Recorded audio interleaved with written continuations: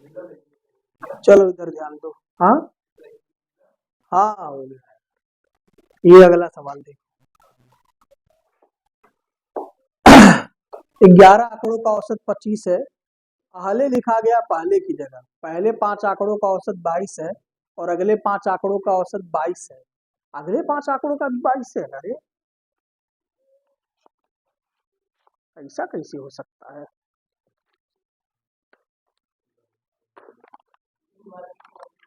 थोड़ा सा चेंज कर दिया जाए। पहले 5 आंकड़ों का 27 है और अगले 5 आंकड़ों का 22 है। कॉपी पेस्ट करने में दिक्कत हो गई। ये 27 है। हम्म,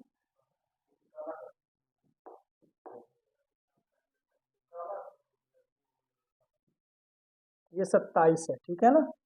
यदि पहले 5 आंकड़ों का औसत 27 है, अगले 5 आंकड़ों का 22 है, तो 11वां आंकड़ा क्या होगा? देखो, ये 5 आंकड़े हैं, इनका 27 है। फिर अगले 5 आंकड़े हैं, उनका 22 है। अब बताओ, 5 5 10 11 का 25 है। तो यहाँ जो बचेगा वो एक बचेगा, वो रहेगा 11वां, है ना। एकदम पिछले सवाल की ही बात ही होगा। 25 27 है, तो जो इसमें आपका इफेक्ट आया वो आया +2 का या -3 का। तो जो नेट इफेक्ट आएगा वो 5 दूना 10 का आएगा और 5 तिया -15 का आएगा। ये दे दिया तुम्हारा -5। -5 देने का मतलब क्या हुआ? यहाँ पर होगा +5 और ये हो जाएगा 25 5 30। आंसर हो गया। समझ में आया कि नहीं आया? एकदम पुराने मेथड से ही है, अभी जस्ट जो समझाया है। कोई दिक्कत है इसमें? फटाक से नोट करिए।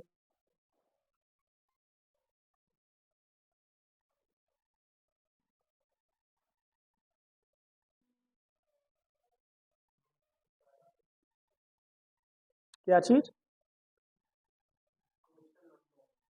अरे वो क्वेश्चन नंबर, ये नया पीडीएफ बना था ना, इसलिए वो पहला नंबर हो गया। आपको क्वेश्चन नंबर पर ध्यान नहीं देना है, आप अपना क्वेश्चन नंबर बना लीजिए। नया पीडीएफ बना, इस वजह से ऐसा। हाँ, क्या कह रहे हो? हम्म। नोट हो गया?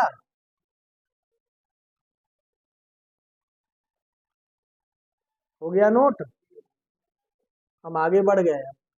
11 आंकड़ों का औसत 25 है। यदि पहले 5 आंकड़ों का औसत 27 है और अगले 4 आंकड़ों का औसत 22 है, ठीक है ना।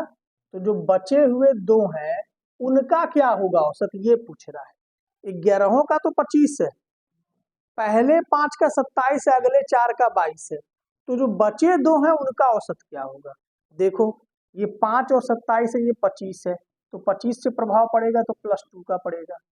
इधर पड़ेगा तो तुम्हारे कितने का पड़ेगा? -3 का पड़ेगा। ठीक है ना। ये आपका इफेक्ट हो गया। और जो आपका नेट इफेक्ट रहा वो 5 दूना +10 और 4 तिहाई -12। मतलब जो इफेक्ट रहा वो -2 का रहा। तो अगर ये -2 का इफेक्ट रहा है, तो यहाँ पर क्या लिखोगे? अब यहाँ पर थोड़ा सा ट्विस्ट आता है। ये +2 का जो रिजल्टेंट इफेक्ट है, ये एवरेज इफेक्ट में जब जाएगा, तो इस +2 को इस नंबर से डिवाइड करना पड़ेगा। आंसर आएगा +1। अब जो तुम्हारा औसत आएगा वो आएगा 25 + 1 26। ये आंसर समझ में आया? यहाँ जो +2 का इफेक्ट है या -2 का इफेक्ट है, ये इसके योग पर प्रभाव पड़ता है। तो ये +2 योग पर प्रभाव है। मैंने बोला था अभी जस्ट पीछे कि आपका वो योग का प्रभाव है। ठीक है ना। अब इसको 2 से डिवाइड करके औसतन प्रभाव, फिर 25 में 1 जोड़ के 26 आएगा। समझ गए कि नहीं समझ गए? नोट कर लो इसे। हाँ, बची हुई संख्याएं 2 है। हाँ, जब ये 2 आया है तुम्हारा, तो इस 2 को औसतन प्रभाव में कैसे बदलोगे? तो डिवाइड ही तो करोगे, 2 से डिवाइड करोगे, तभी तो औसतन प्रभाव मिलेगा। समझे कि नहीं समझे?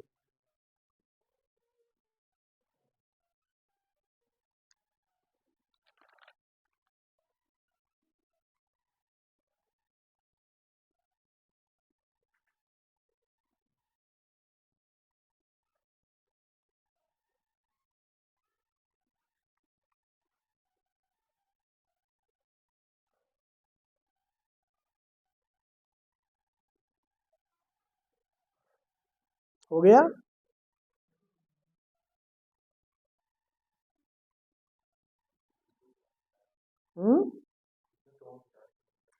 क्या चीज? हाँ, -2 इफेक्ट आपका नेट आया है, उसी से +2 किया गया। हाँ, उसमें क्या दिक्कत आ रही है? क्या? कहाँ -1 होगा? क्यों माइनस होगा? ये -2 का इफेक्ट डाल रहा है। तो जब औसत प्रभाव, जब औसत नील प्रभाव करता है, तो आखिर -2 का प्रभाव को नील कैसे करोगे? जब तुम वहां +2 करोगे। समझे कि नहीं समझे? ये चीजें होगी, ठीक है ना। चलो आगे बढ़ता हूं मैं। हाँ, ये सवाल देखो क्या है। 20 विद्यार्थियों की औसत आयु 14 वर्ष है। एक अध्यापक जुड़ जाने से यह औसत उम्र बढ़कर, अच्छा ये 14 वर्ष 6 महीना है, और एक अध्यापक के जुड़ जाने से यह औसत उम्र बढ़कर 15 वर्ष हो जाती है। मतलब इसका सिद्धांत कुछ ऐसा है कि 14 बच्चे हैं, एक टीचर है, और टोटल तुम्हारा हो गया 15। हाँ, 20 है।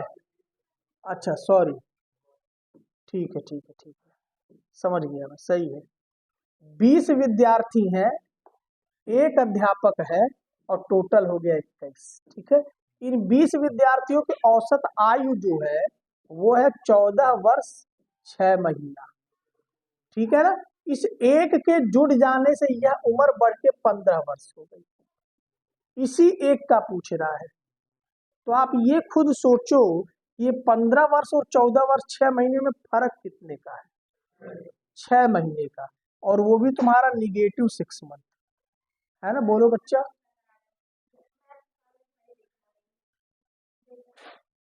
नहीं नहीं, आपको एग्जाम में घड़ी मिलेगी। जाओ, अच्छा जाओ देख लो, जाओ जाओ। अब ये 20 बच्चों पर जो -6 मंथ का प्रभाव पड़ने वाला है, वो आपका दे देगा -6 मतलब कि आधा साल। और आधे साल का प्रभाव जब 20 बच्चों पे डालोगे, तो 10 वर्ष का फर्क पड़ेगा कि नहीं पड़ेगा निगेटिव में। तो इस निगेटिव को बैलेंस करने के लिए आप +10 करना पड़ेगा कि नहीं करना पड़ेगा। और इस वजह से 15 10 25, 25 साल का टीचर हो जाएगा कि नहीं हो जाएगा। बोलो, नहीं समझ में आया है सवाल? कोई डाउट है इसमें? नोट कर लो इसको, एक बार और समझा दे। 20 बच्चों की उम्र 14 वर्ष 6 महीना है, ठीक है ना। अब ये इनकी कुल उम्र है 15 वर्ष की, इन 21 की। तो प्रभाव तो 6 महीने का है सिर्फ, वो भी निगेटिव में। तो निगेटिव 6 महीना जब इन 20 बच्चों पे फर्क डालेगा, तो निगेटिव आधा साल हो गया। और आधा साल जब 20 बच्चों पे फर्क डालेगा, तो 10 ईयर का फर्क डालेगा। सही है ना, निगेटिव में। और इसको एवरेज से बैलेंस करने के लिए +10 करना पड़ेगा। तो टीचर की उम्र क्या हो जाएगी? 15 10 25 साल। समझ में आ गया? एकदम पुराना मेथड ही है, कुछ नया नहीं है। बैलेंसिंग टेक्निक ही है ये सारी की सारी। ठीक है ना, नोट कर लो।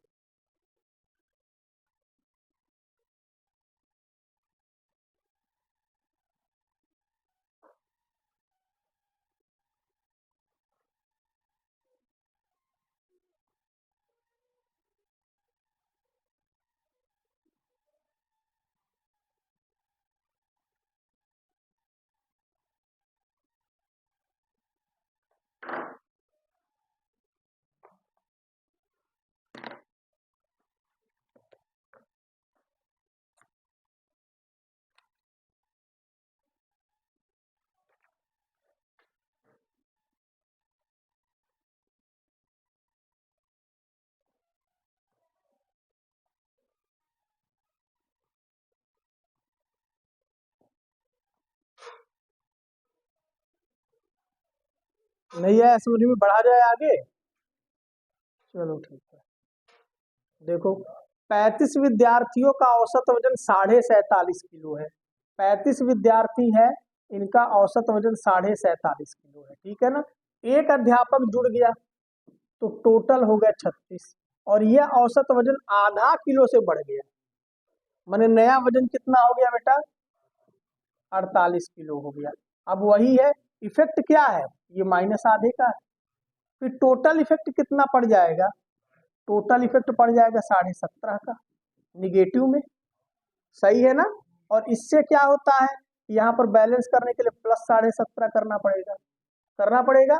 अब 48 में प्लस 17.5 जोड़ोगे कितना होगा, 65.5 नहीं होगा।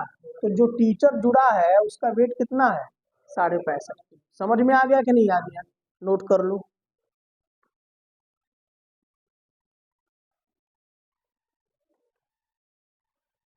बोलो समीर, अब ये इजी लग रहा है।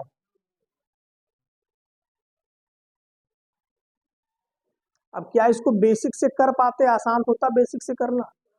35 में 47.5 का गुणा करने में हालत खराब हो जाती है।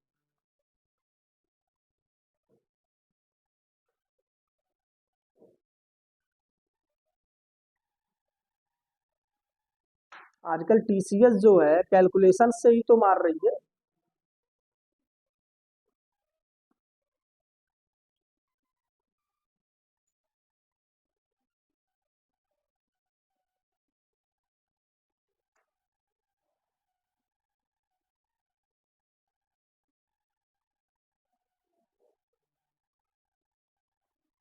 हो गया, बढ़ा जाए। ठीक, ये सवाल देखिए, 11 आंकड़ों का औसत 25 है, पहले 8 आंकड़ों का औसत 22 है, फिर 9वां आंकड़ा, अभी यहाँ देख लो, ये टोटल 11 आंकड़े हैं, है ना। 11 आंकड़ों में 8 आंकड़ों का औसत 22 है, जो 9वां 10वां, ये 9वां है, ये 10वां है, और ये 11वां है, और ये 8 आंकड़े हैं। सही बोला जाए तो ये सिर्फ एक आंकड़ा एक आंकड़ा एक आंकड़ा है ना।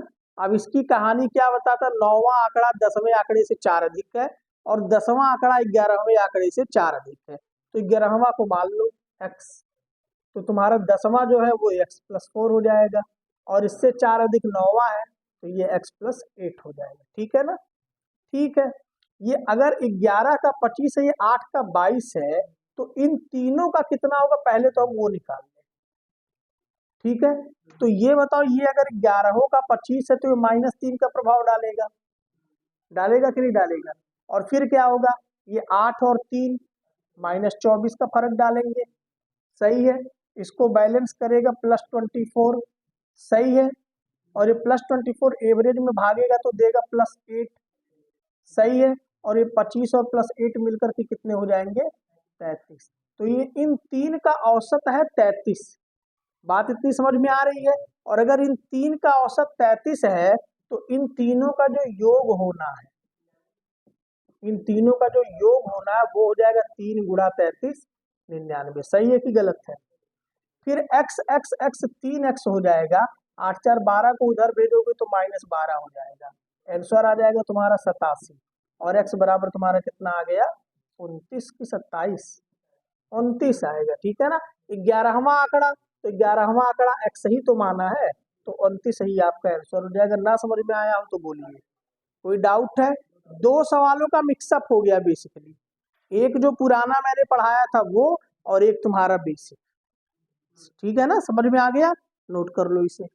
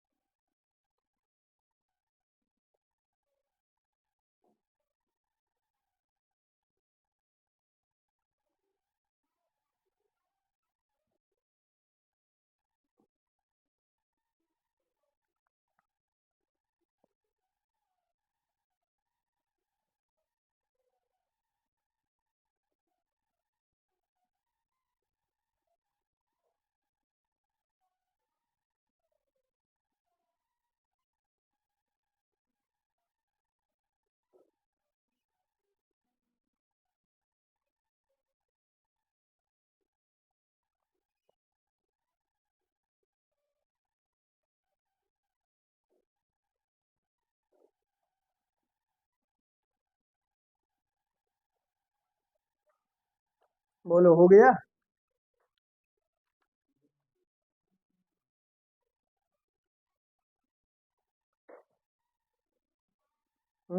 बढ़ा जाए आगे। अब इसके आगे आपको कोई सवाल मिलेगा नहीं, एक सवाल मैं खुद लिख देता हूँ, ठीक है ना।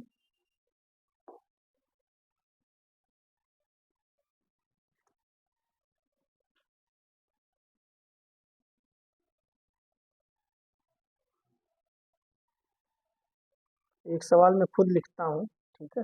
ये सवाल आपका है कि 13 संख्याओं का औसत, 13 संख्याओं का औसत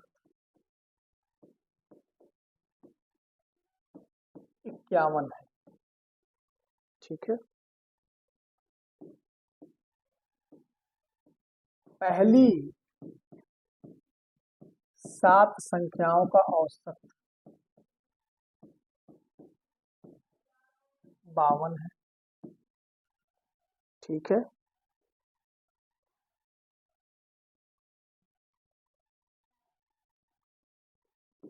और अगली अगली क्या, अंतिम करो इसको, अंतिम 7 संख्याओं का औसत 49 है। 7वीं संख्या, ये थोड़ा सा यूनिक सवाल है, यूनिक तरीके से होगा भी, ठीक है ना। और इसमें विशेषता क्या दिख रही है कि 13 संख्याओं को 7 + 7 किया जा रहा है, मतलब 14 कर दिया जा रहा है, ठीक है ना। और 14 करने का मतलब हुआ कि इसमें एक संख्या इसमें भी है और वो एक संख्या इसमें भी है। और अगर आप अपना दिमाग अच्छा खासा दौड़ाएं तो आपको पता चलेगा वो जो कॉमन नंबर है वो 7वीं संख्या ही, क्योंकि 1 से 7 इसमें है और 7 से 13 इसमें है। तो 7 जो है ना वो इन दोनों में कॉमन हो गया। बात समझ में आ गया। इस सवाल को कैसे करिएगा, 13 का औसत 51 है, 7 का औसत 52 है और फिर 7 का औसत 49 है। ये F7 है, ये L7 है। ये पहली 7 है, वो अंतिम 7 है। फर्क क्या डालेंगे, +1 का। यहाँ क्या फर्क डालेंगे, -2 का। और जो कॉमन नंबर है वो 7वीं है। समझ में आ रहा है ना। तो +1 इन सातों पर फर्क डालेगा तो +7 का डालेगा, इन सब पर फर्क डालेगा तो -14 का डालेगा। आपका बैलेंस बन गया -7, ठीक है। पहले वाले तरीकों में जब आपका एक बचा रहता था और उसको निकालते थे तो -7 को +7 से बैलेंस करते थे। यहाँ पर आपका एक एक्स्ट्रा है, एक एक्स्ट्रा है ऑलरेडी, तो इस -7 को -7 ही यहाँ लिखेंगे और आपकी 7वीं संख्या आ जाएगी 51 - 7 और ये आपका आंसर आ गया 44। तो जो 7वीं संख्या वो कितनी होगी, 44। इसको बेसिक से अगर करना चाहो और मिलाना चाहो तो क्या होगा, 13 का 51 है, 13 कम 13, 13 × 5 = 66, ये 13 का योग हो गया। 7 का हो जाएगा 7 दूनी 14, 7 × 5 = 35, 1 36। फिर 7 का हो जाएगा 7 × 9 = 63 और 7 × 4 = 28, 6 34। इन दोनों को जोड़ लो, 4 3 7, 6 4 10, 3 3 6 1 7 और उसमें 661 माइनस कर दो, 7 1 6, 46 आ रहा है क्या, कितना। हाँ ये 13 रहेगा ना, 3 रहेगा, वही हम सोचे क्यों आ नहीं रहा, 44 आ जाएगा, ठीक है ना। एक बार बड़े मेथड से करोगे तो कैलकुलेशन में गड़बड़ कर भी सकते हो, ऐसे करोगे तो चाह करके भी नहीं कर सकते, क्योंकि कैलकुलेशन काफी छोटा हो जाता है, ठीक है ना। तो उसमें और इसमें ये डिफरेंस दिख रहा होगा, यहाँ -7 को -7 ही ले रहे हैं, ठीक है ना। इसको नोट कर लीजिए और ये आपका शेयर में कर देता हूँ, ठीक है। आपको इससे इसका नोट्स मिल जाएगा।